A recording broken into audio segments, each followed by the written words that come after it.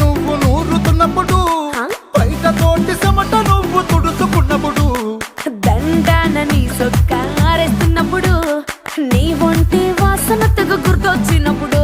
రెండు చేతులెత్తి జుట్టు ముడిసినప్పుడు, జండు కత్తుకొని పడుకున్నప్పుడు, అలసిపోయి నువ్వు ఆవలించినప్పుడు, వచ్చుండై ఫీలింగ్స్ వచ్చి వచ్చి చంపేస్తు